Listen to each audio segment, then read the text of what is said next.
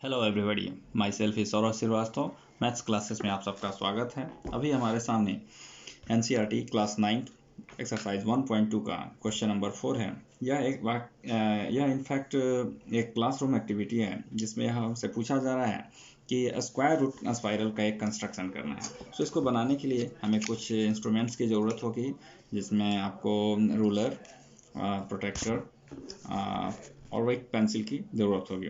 तो चलिए हम आज का क्लास शुरू करते हैं। ओके, सो सबसे पहले इसमें एक स्पाइरल बनाना है। स्पाइरल का मतलब क्या होता है? एक घुमावदार, एक चक्करनुमा आकृति होती है, जिसमें ये कह रहा है कि 1 सेंटीमीटर का लेंथ इसका लेते हुए एक स्पाइरल बनाना है। चलिए सबसे पहले 1 और 1 to 2 मैंने एक लाइन ले लिया। ओके, आप देख पा रहे होंगे। इसको मैंने यहाँ नाम दे दिया O, यहाँ कर दिया A। फिर यहाँ से 1 सेंटीमीटर आपको परपेंडिकुलर लाइन ले लिया,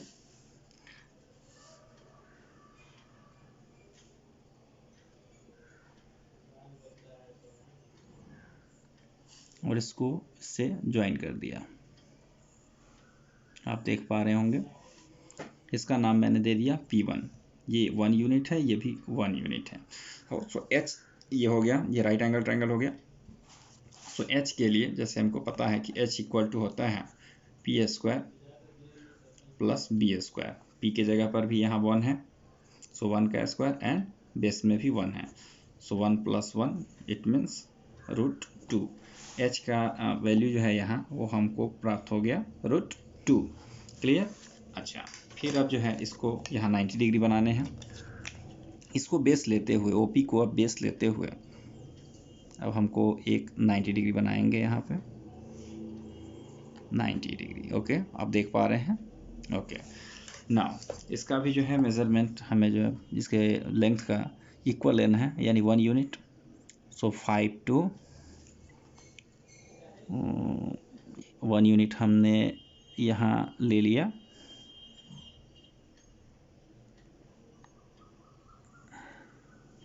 ओके, नाउ इसको O से मिला दिया।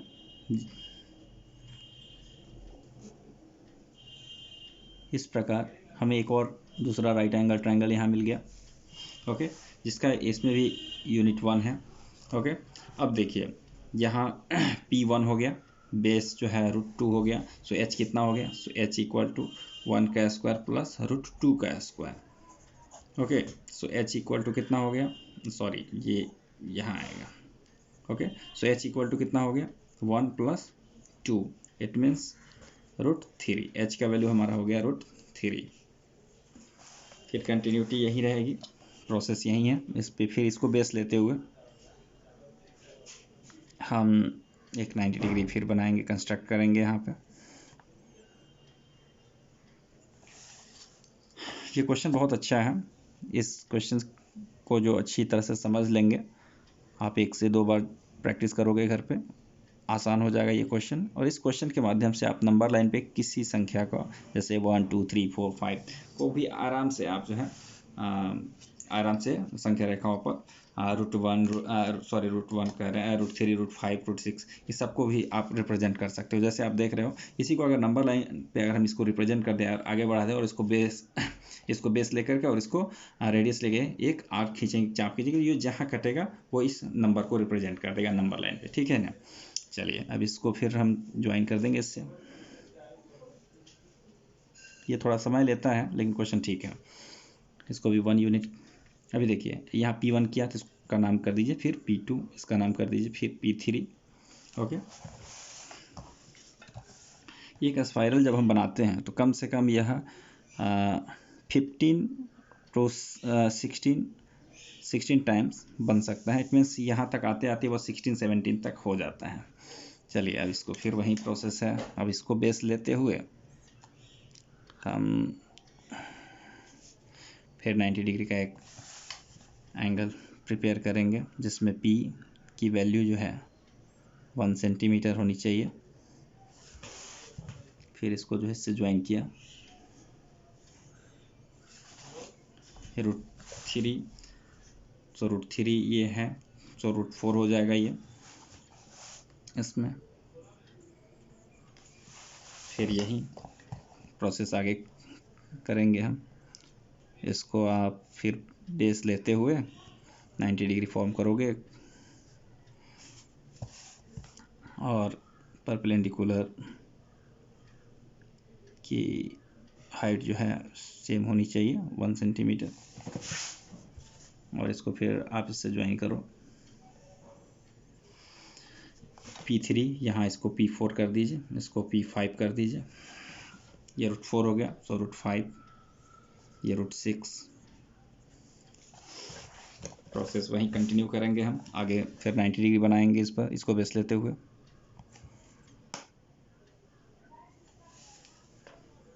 कंडीशन वही है कि हमें हमेशा परपेंडिकुलर को लेंथ उसका जो है हाइट परपेंडिकुलर 1 सेंटीमीटर ही रखने हैं। ये हो गया 1 सेंटीमीटर, फिर इसको हम इससे ज्वाइन कर देंगे, फिर 1 सेंटीमीटर।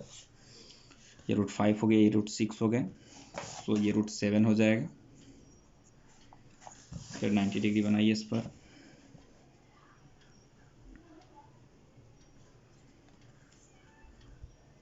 $90 यही रहा।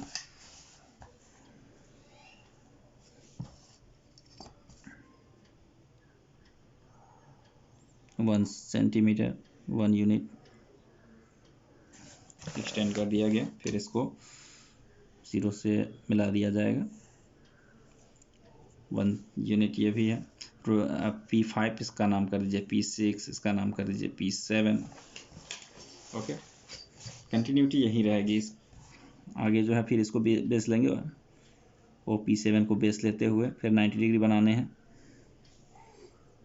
ओके,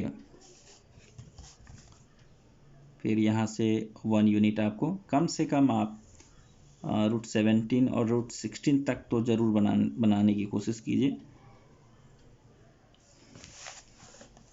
√16 और √15 एटलीस्ट, वो एक स्पाइरल फॉर्म में तभी बन करके तैयार होगा। √7, अगर ये √7 हो गया, सो ये √8 हो गया, सो ये √9 हो जाएगा। फिर 90 डिग्री आप देख पा रहे होंगे। फिर इसको बेस लेना है, फिर 90 डिग्री के लिए पॉइंट आउट कीजिए।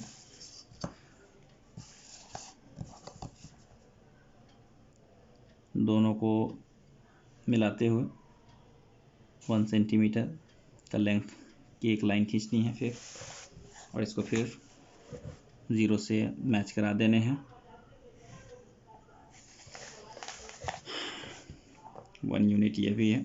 P7, इसका नाम P8 कर दीजिए, इसका नाम P9 कर दीजिए।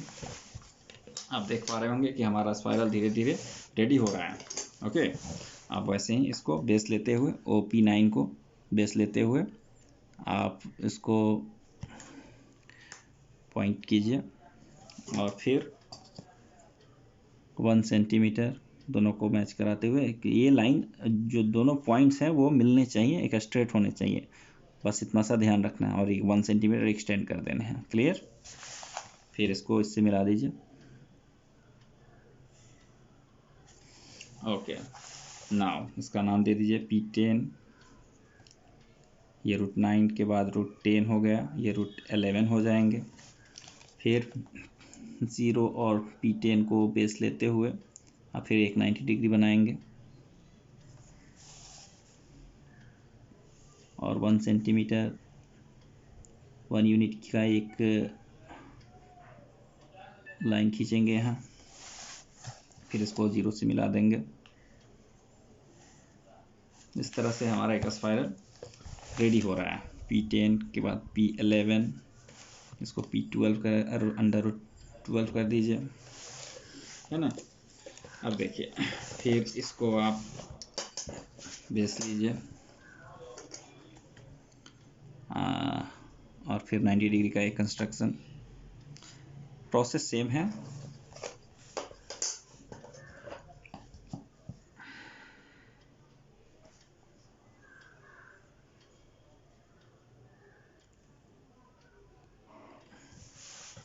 इसको इससे ज्वाइन कीजिए, इसको P12 कर दीजिए। ये 1 यूनिट है, ये 1 यूनिट है, ये 1 यूनिट है। ओके, रूट 12 ये हो जाएगा रूट 13। ओके, तो इस प्रकार हम बनाते चले जाएंगे, 14, 15, 16 ऐसे करते चले जाएंगे।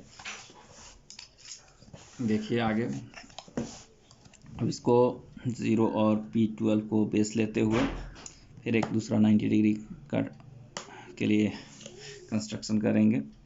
इसका भी जो है टाइमिंग सॉरी लेंथ जो है 1 यूनिट रखा जाएगा।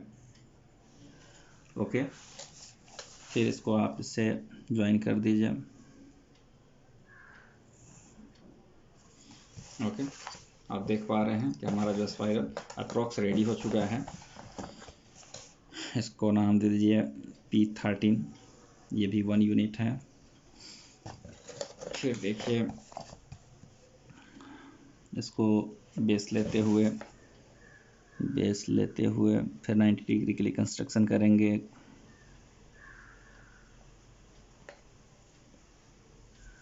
हालांकि ये क्लासरूम एक्टिविटी है,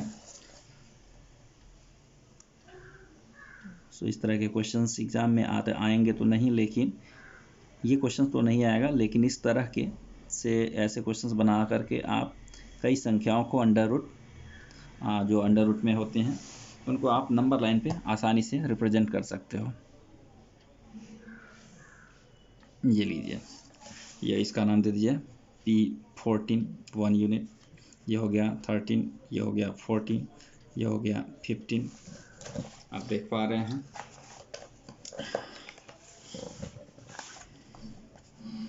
इसके बाद आप फिर वही प्रोसेस करेंगे, है ना,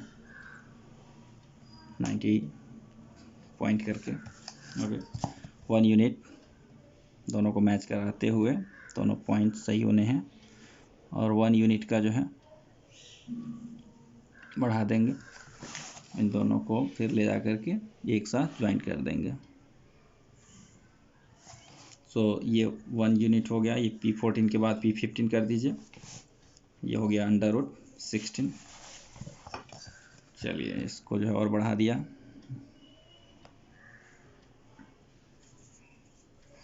है ना। अब इसको फिर 1 यूनिट आपको लेने हैं।